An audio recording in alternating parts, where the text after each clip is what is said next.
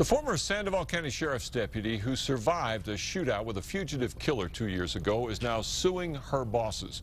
Teresa Moriarty claims that what they did and what they failed to do caused her lasting injuries and caused the death of her partner.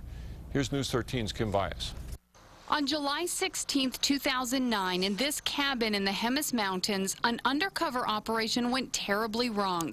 Sergeant Joe Harris and Deputy Teresa Moriarty were supposed to capture the Cookie Bandit, a man who had been breaking into cabins for more than a decade. Sergeant Joe Harris and the suspect were shot to death. That suspect was later identified as Joseph Burgess, wanted for the murders of a young couple in Canada and suspected in the killing of a couple in California. She really wants the truth about what happened during this tragic event to come to light. Moriarty has now filed a lawsuit against the former sheriff, undersheriff, and captain, alleging they are responsible by sending her and Harris into the operation blind. Into a situation without adequate preparation, without the adequate tools, and without the information that they should have had. The vital information withheld, according to Moriarty, the Cookie Bandit's violent past. There were reports that he had stolen guns from cabins, had pulled a gun on a fire chief, had shot at a deputy, and may be responsible for the murder of a local camper.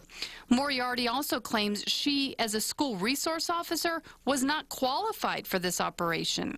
The training that she received was limited. She was never given the full course of training that she would have needed to be sent into a situation like this. And Moriarty claims her bosses knew cell phone and radio communication in that area was sketchy, but didn't provide a better option.